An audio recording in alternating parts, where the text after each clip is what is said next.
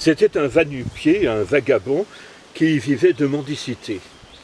Par moments, il trouvait un petit travail, ça ne durait jamais très longtemps. Il faut dire que c'était pas très facile, avec son faciès et son nom, Omar. Il était originaire d'un petit village du Haut-Atlas marocain. Un village avec un curieux nom, Ficelle. Il était venu en France, poussé par un rêve improbable et des illusions qu'il a bien vite perdues. Et dans la ville où il a échoué, vu le pourcentage d'immigration, il était bien difficile de trouver du travail à cause de la concurrence. Quand sont arrivés les mois d'été, il a pensé que peut-être il trouverait du travail à la campagne. On a besoin de main-d'œuvre au moment des moissons, de la cueillette des fruits ou des vendanges. Et le voilà parti sur les routes de Bretagne, de Savoie ou de l'Anjou, à la mer, à la montagne, et il est allé un peu partout, mais en vain. Un jour, il est arrivé dans le petit village de Sainte-Colombe. Les habitants, qui l'ont vu passer par la rue principale, sont rentrés chez eux et ont fermé portes et fenêtres. Il est arrivé sur la place de la mairie. Et là, il y avait quelques personnes attroupées en train de lire une grande pancarte. Omar ne savait ni lire ni écrire, mais il avait l'ouïe fine et il a bien entendu toutes les conversations.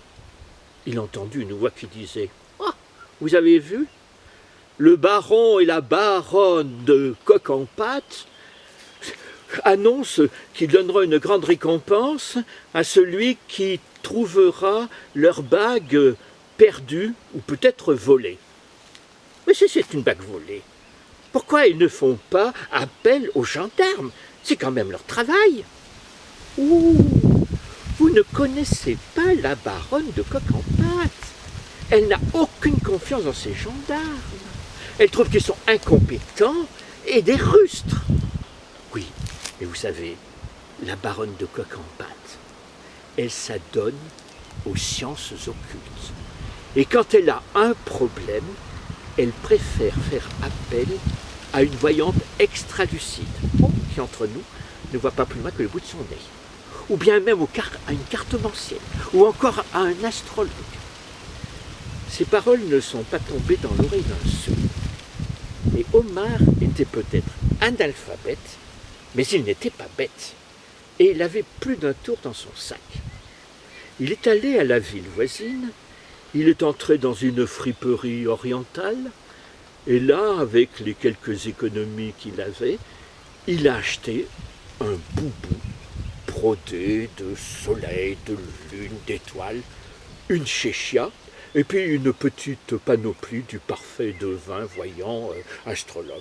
Il a acheté une lunette astronomique en plastique, il a acheté une boule de cristal en verre, un paquet de cartes et puis quelques autres bricoles, et il s'est fait faire des petites cartes sur lesquelles il a marqué Omar, marabout de Ficelle, village du Haut-Atlas marocain, voyant extralucide, cartomancien, astrologue, résout tous vos problèmes. Et ainsi, déguisé en marabout, il est allé sonner à la cloche du vieux manoir où demeuraient le baron et la baronne de Coq-en-Pâte. Un gardien est venu ouvrir, il a tendu sa carte, il a dit qu'il venait proposer ses services au baron et à la baronne. Le gardien l'a regardé un peu méfiant, mais lui a fait signe de le suivre et il l'a conduit jusqu'à la porte du manoir. C'est la baronne qui est venue ouvrir. Il s'est aussitôt incliné, présenté, il a tendu sa carte et tout de suite, la baronne a été séduite par ce jeune marabout.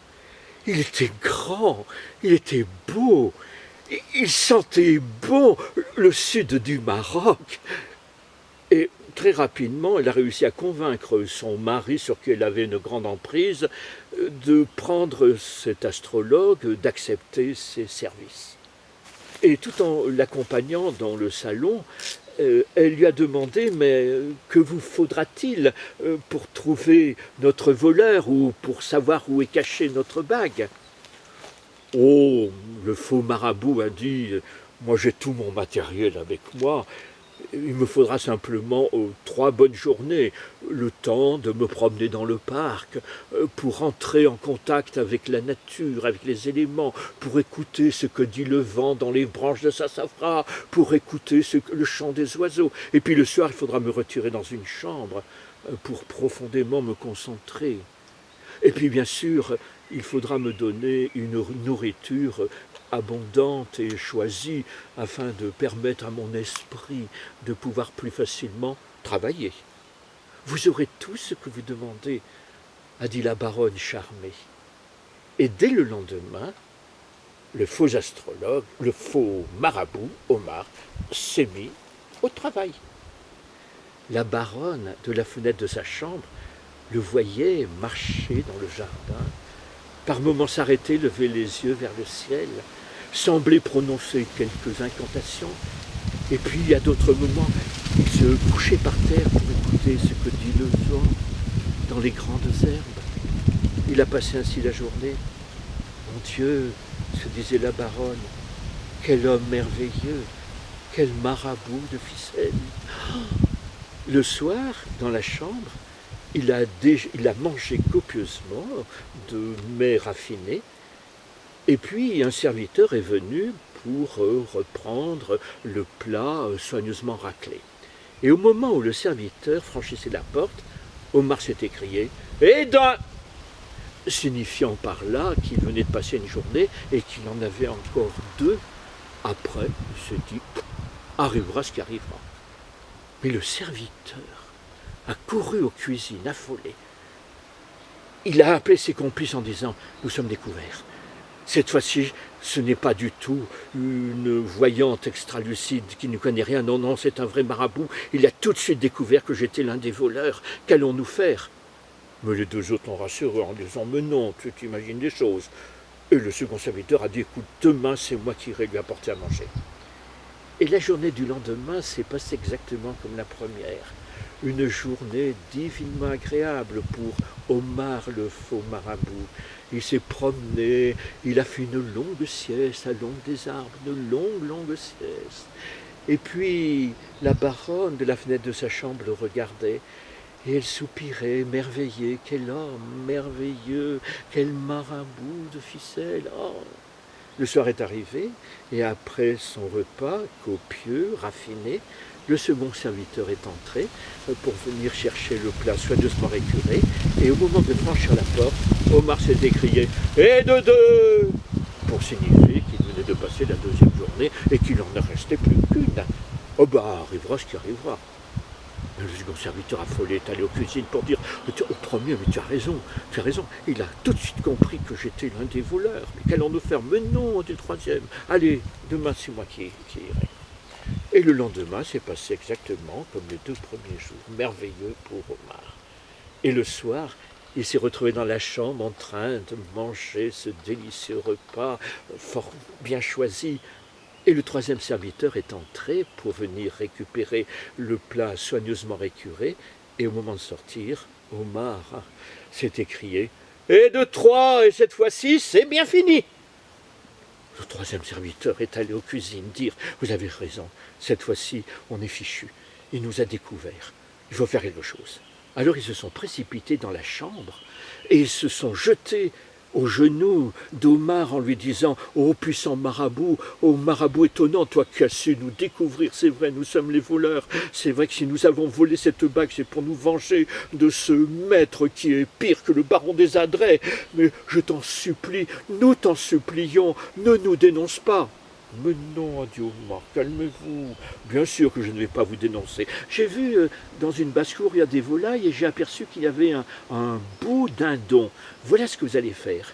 Vous allez faire avaler la bague au dindon et je m'occupe du reste. » Le lendemain, le baron et la baronne se sont empressés d'aller voir si le marabout avait enfin trouvé leur coupable, ou la cachette où se trouvait la bague. La porte de la chambre était entr'ouverte, ils sont rentrés.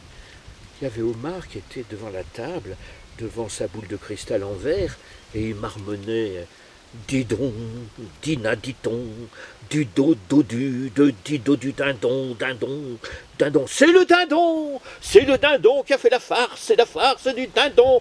La bague est dans le ventre du dindon. » Oh, aussitôt on se précipite aux cuisines, on va chercher le cuisinier, on va dans la basse-cour, on attrape le dindon, on lui tord le cou, on lui ouvre le ventre, et on retrouve la bague.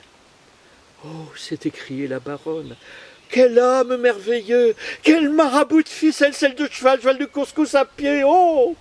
Le baron, assez étonné et heureux de voir cet homme étonnant, s'est dit « Il faut que je le fasse connaître à mes amis ». Et il a envoyé une invitation aux comtes, comtesses, marquis, marquises de son entourage. Il les a invités à un grand repas au cours duquel il leur présenterait un marabout, une merveille. Tous ses amis ont accepté l'invitation, tous un peu sceptiques. Est arrivé le jour de ce festin. Ils étaient tous dans la salle à manger, assis autour de la table. On avait mis le marabout à la place d'honneur, à côté de la baronne. Et au cours du repas, sur un signe du baron, un serviteur est arrivé en portant un grand plateau avec une cloche qui cachait certainement je ne sais quel mets choisi délicieux, mais on ne savait lequel. Le baron s'est tourné vers ses invités en disant « Je vais maintenant vous montrer la preuve que ce marabout est quelqu'un d'exceptionnel. Il a su trouver l'endroit où la bague avait disparu, avalée par un dindon. » Et puis il s'est tourné vers le faux marabout, il lui a dit « Eh bien maintenant, ô toi, homme prodigieux qui connais les choses cachées, dis-moi ce qu'il y a sous cette cloche. » Pauvre Omar s'est dit cette fois-ci « Je suis fichu !» Il y a la baronne, toute tremblante, qui s'est dit « Allons mon ami, allons parler !» Alors Omar a levé les yeux vers le ciel et s'est écrié « Ah, mon pauvre Omar, te voilà pris, te voilà cuit !» On a soulevé la cloche et sur un plateau d'argent, il y avait un bel homard, bien rouge, bien cuit. La baronne était aux anges, le baron était triomphant. Omar a compris qu'il était temps pour lui peut-être de s'éclipser. Il a demandé son congé, non sans recevoir sa récompense, mais il a dit qu'il était pris et qu'il fallait qu'il retourne au Maroc. Le roi du Maroc avait besoin de ses services. Et la baronne l'a vu, là, s'éloigner dans le soleil couchant. Quel homme merveilleux, ce marabout de ficelle!